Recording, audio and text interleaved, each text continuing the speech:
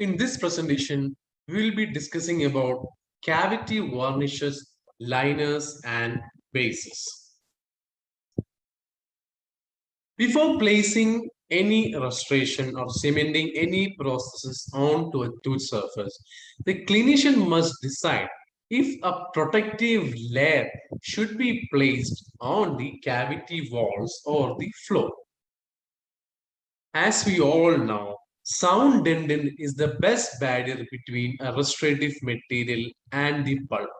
The presence of a natural intact dentin will minimize the pulpal irritation to any kind of restoration. Greater the thickness of dentin, lesser will be the amount of pulpal irritation. So, conservation of all the sound dentin possible during cavity preparation will be beneficial for the patient. Before going into the topic, let us discuss some terminologies. Affected dentin, infected dentin, and remaining dentin thickness. Now, what do you mean by affected dentin? It is the softened, demineralized dentin that is not yet invaded by bacteria.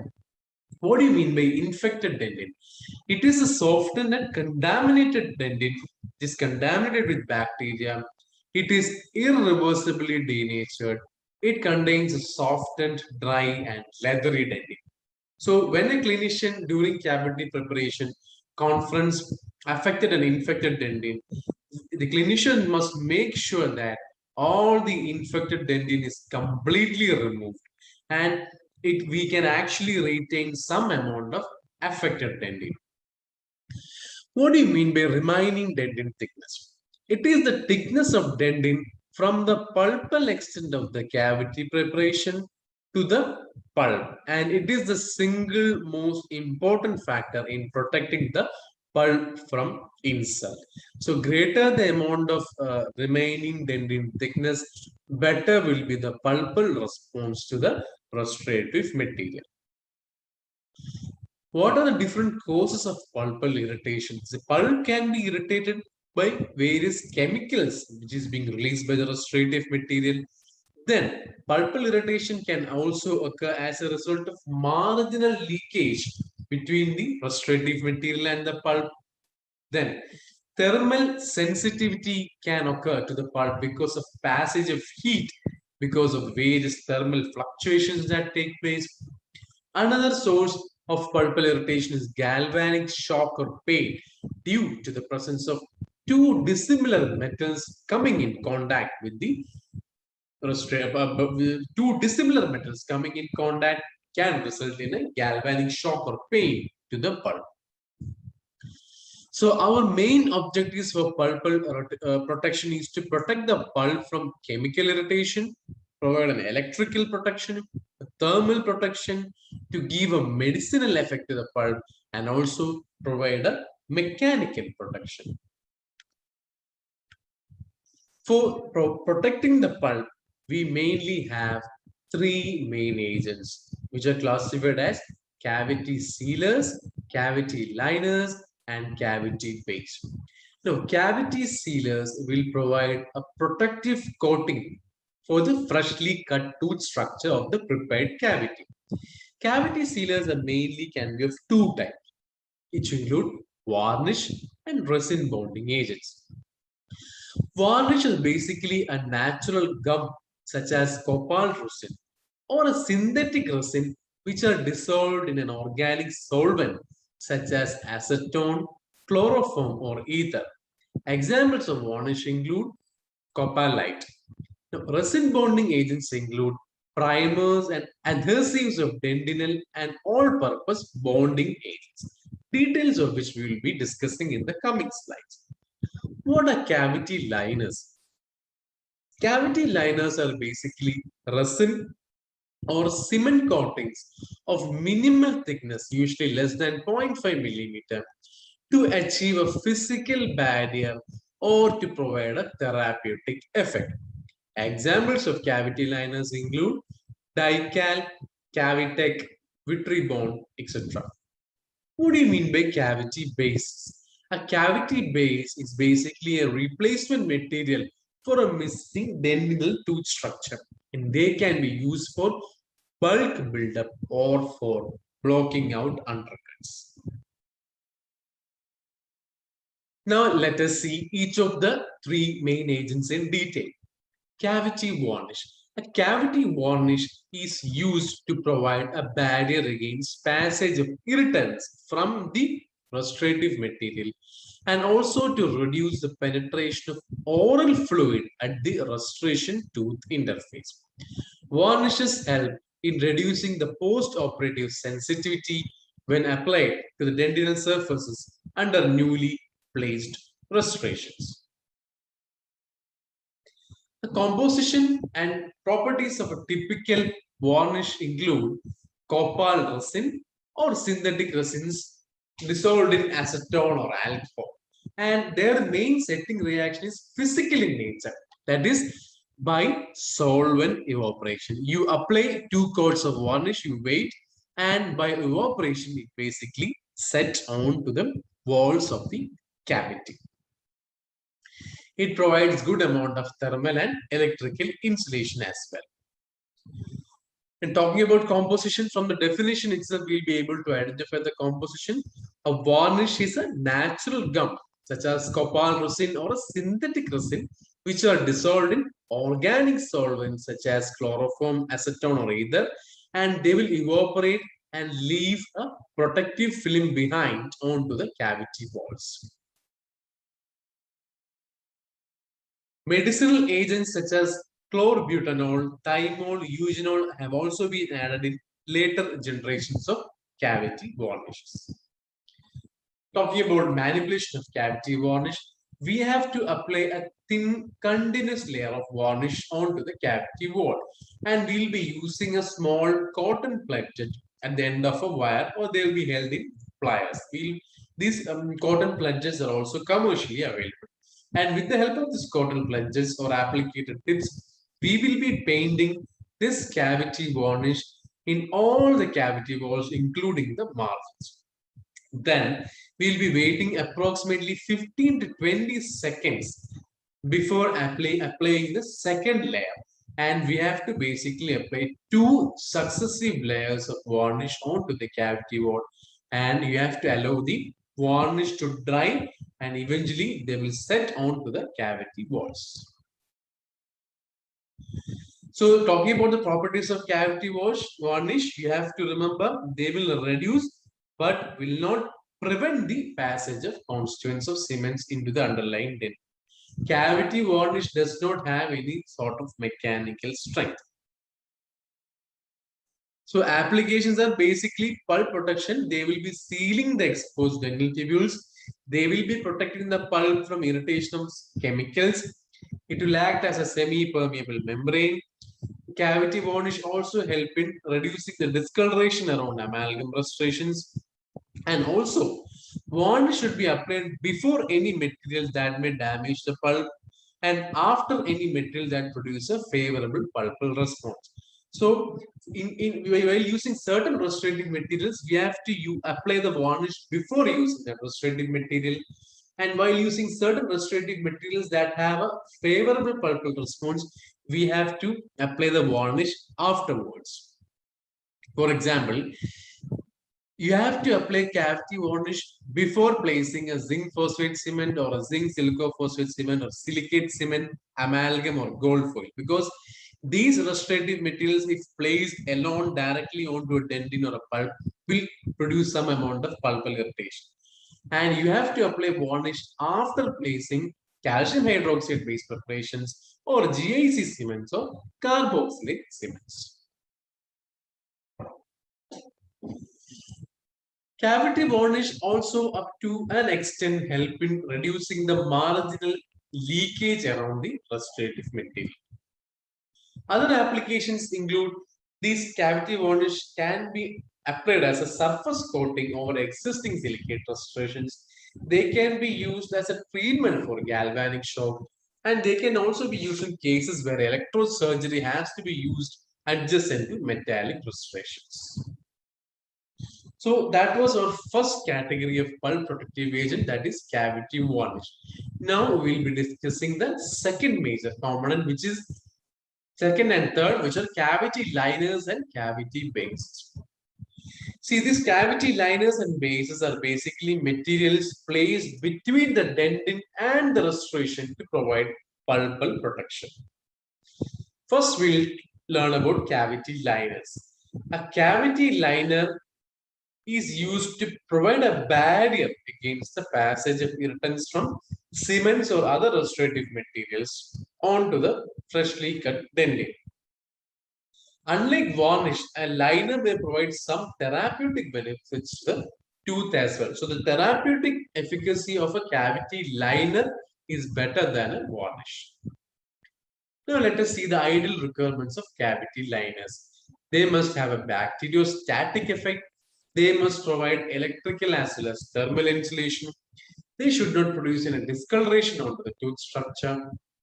They must prevent penetration of chemical ions from the restorative material to the dentin and pulp. They must prevent marginal leakage. Liners must have some amount of anti-cariogenic property, and they must have also some amount of chemical bonding to the tooth structure. Now let us see the classification of cavity liners. Cavity liners are basically classified into two: thin film liners and thick liners. Thin film liners have a thickness in the range of 1 to 50 micrometers, and they can be subdivided into solution liners and suspension liners. Thick film liners are in the range of 200 to 1000 micrometers. An example of thick film liners include calcium hydroxide, GIC, and low viscosity zinc oxide eugenol.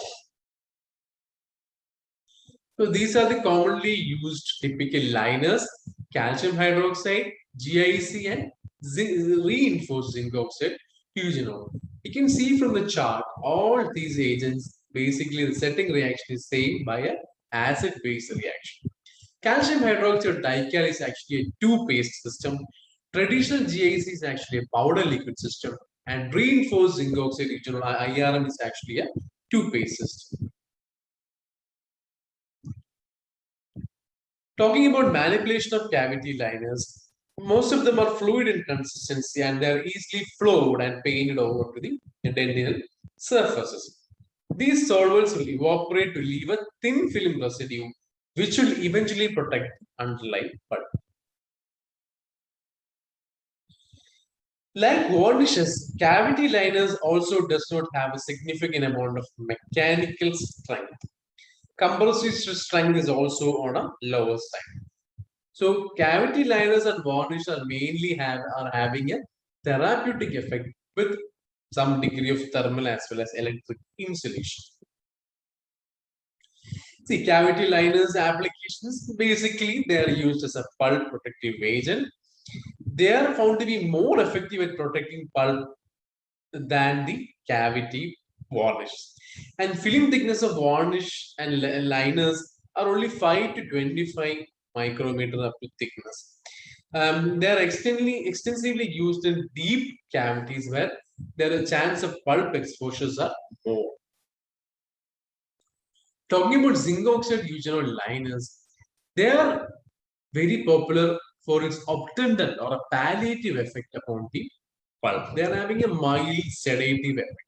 And zinc oxide eugenol based liners are considered to be the least irritating to the pulp of all materials used in cavity preparation. Contraindications to be for using zinc oxide eugenol liners include: they are contraindicated under composite resin because the eugenol in the zinc oxide eugenol will interfere with the polymerization of composite resin. And zinc oxide eugenol based liners should also be used under GIC because they will cause some amount of discoloration of the restoration. The most popular and effective cavity liners are calcium hydroxide based liners because they can be safely used in microscopic level of pulpal exposures because of its reparative dentin formation. They will stimulate the formation of reparative dentin and they will present a physical and chemical barrier to further irritants reaching the pulp. The main purpose of cavity liners is to use the calcium hydroxide in accelerating the formation of reparative dentin. So whenever there is a minor amount of clinical exposure of pulp, then calcium hydroxide is the best agent to use. Their pulpal biocompatibility is also very good. They can be safely used. However, the most popular and the most beneficial effect of calcium hydroxide is its reparative dentin formation. On the downside, calcium hydroxide have certain drawbacks, which include poor physical properties, very high solubility. It can be contaminated by bonding agent. The marginal leakage is on a higher side, and over a period of time, they undergo some amount of softening and loss of material, which can eventually affect the sealability or can result in marginal leakage. Another popular liner that are being used are glass ionomer liners. They have been utilized as a cavity liner in an attempt to take advantage of two highly desirable properties of GICs. We all know main two advantages of GIC is its chemical bonding to tooth structure and its fluoride release. Although fluoride release from glass ionomer decreases with the period of time, sustained release has been demonstrated because we have seen that adjacent tooth structure also take up some amount of dentin. This will eventually help in its anti-keriogenic activity. So, because of its chemical bonding, its fluoride release, initial low pH, and release of metallic cation and prolonged anti-keriogenic activity, GIC are very popular use as a cavity liner.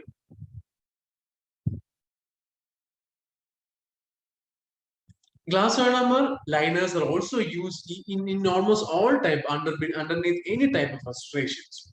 The primary purpose of a glass ionomer liner is to act as a bonding agent which will adhere to both dentin as well as a composite resin. Therefore, it will aid in sealing the cavity. Also, it will aid in retaining the resin restoration.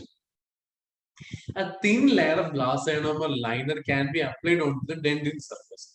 And then on top of the glass ionomer, we can apply the HN, bonding agent, and eventually the composite resin. And therefore, there will be a complete bonding between composite, GIC, and the tooth structure. And this technique is referred to as a sandwich technique, wherein glass ionomer liner or a base will be sandwiched between the composite resin and the underlying tooth structure. And two types of glass ionomer liners are available: the conventional powder liquid system and the latest light activated glass ionomer cements. The difference is that the light activated glass ionomer cement, the powder will be having the conventional acid soluble glass particles along with the photo activated accelerators. Okay. And both conventional as well as light activated glass ionomer liners have produced excellent results, and they are even today used as a very effective pulp protective agent. The third category of pulp protective agent are cement bases. So a layer of cement called base is placed under a permanent restoration to promote pulpal recovery and to protect it against various types of insult. And as we have seen before, insult can be from many agents: thermal, electrical, from micro leakage. Various agents can cause pulpal damage. Okay. Now, according to strength and properties, cavity bases can be classified into low strength and high strength. Low strength bases include calcium hydroxide cements, zinc oxide original cement. And high strength bases include zinc phosphate, zinc polycarboxylate, and GIs. According to its chemical nature or pH, bases can be categorized into acidic, neutral, or alkaline. Acidic bases include GIC, zinc phosphate, and zinc polycarboxylate cements. Neutral include zinc oxide eugenol base cements, and alkaline base include calcium hydroxide base cements. And according to method of dispensing, we can classify base as two-phase system, which include calcium hydroxide and zinc oxide eugenol base cements, powder liquid system, which include zinc oxide eugenol, zinc phosphate, zinc polycarboxylate system, and single phase system, which include a light activated calcium hydroxide base cement. What are the ideal requirements for a material to be used as a cavity base? The material should be capable of creating an impervious layer on the cut vital dentin.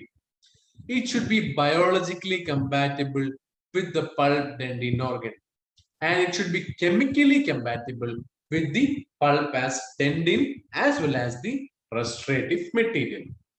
The cavity base should neither discolor the tooth nor the restorative material. And the cavity base must set quickly to allow for subsequent insertion of the restorative material. The cavity base must be able to withstand the condensation forces applied onto the material without any change in its shape or location. The cavity base should stabilize or diminish the dentin permeability. Base should be able to be easily manipulated while preparation as well as during insertion. The cavity base must be bacteriostatic, it must have an obtundant effect, and it must have anti-cariogenic properties. The base must promote formation of secondary or reparative dentin. It must also provide electrical and thermal insulation under any metallic restorations. Those were the ideal requirements of cavity bases. Now let us discuss about a concept, very famous concept known as minimum basing concept. We have mentioned in the first slide itself, the main aim of the clinician must be to preserve maximum amount of sound dentin as possible. So the best possible base for any restorative material is sound tooth structure. The clinician must follow the following guidelines while placement of bases. You should not remove sound tooth structure to provide space for placing a base, because greater the amount of remaining dentin thickness, better will be the pulpal protection. Minimize the extent of the base. The base should not fill the entire cavity because it will compromise the strength of the restorative material. The recommended ideal thickness of base which is being followed is 0.5 to 0.75 millimeter.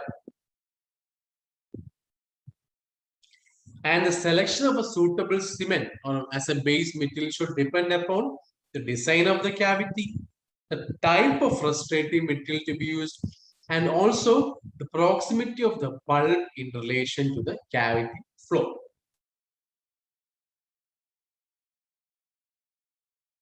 Now, let us discuss about amalgam restorations and the selection of base.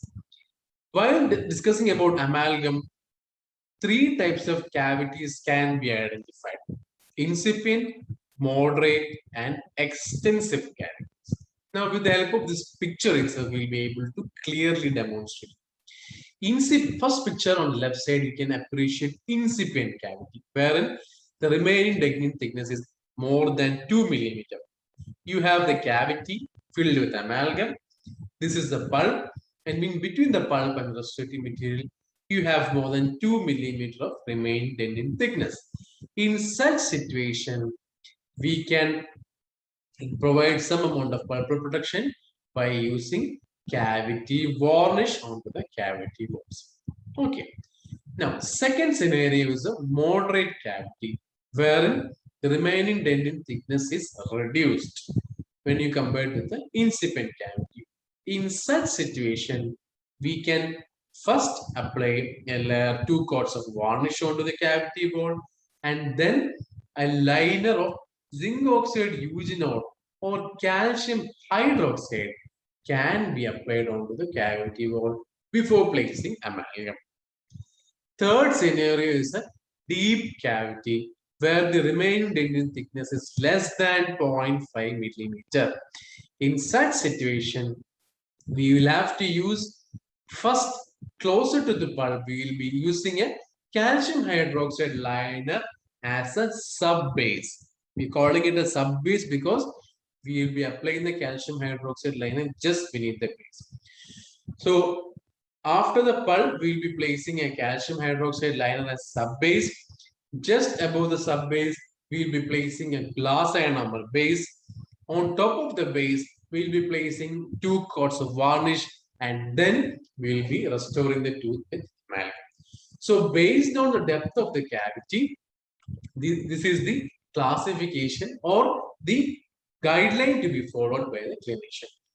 You have to decide upon the pulp protective agent depending upon the extent of the cavity and the remaining dentin thickness. While talking about pulp protection, we definitely have to mention about a material known as mineral trioxide aggregate, because MTA or the mineral trioxide aggregate has excellent properties being used as a pulp protective agent, superior property than all the pulp protective agents we have discussed till now. The MTA is basically a cement composed of tricalcium silicate, dicalcium silicate, tricalcium aluminate, tetracalcium aluminoferrate, calcium sulfate, and bismuth oxide. This MTA is very alkaline and it can be compared or it can be considered as a superior substitute to calcium hydroxide while considering the biologic and histologic properties. MTA is mixed with sterile water and will get a grainy and sandy mixture. Once the material has acquired that consistency, it can be applied by using a messing gun, the instrument that is being shown in this slide. MTA, other than being used as a pulp capping agent, has an array of applications because of its superior properties. MTA can be used first as a pulp capping agent, that is on top of an exposed pulp. It can be used for repairing furcation defects, for repairing perforations on root canal. MTA can also be used as a root and filling material, and then for apexification and also for repairing root resorption. So mineral trioxide aggregates have an array of applications. So that is it with the presentation of cavity liners, base, and sealers. Thank you.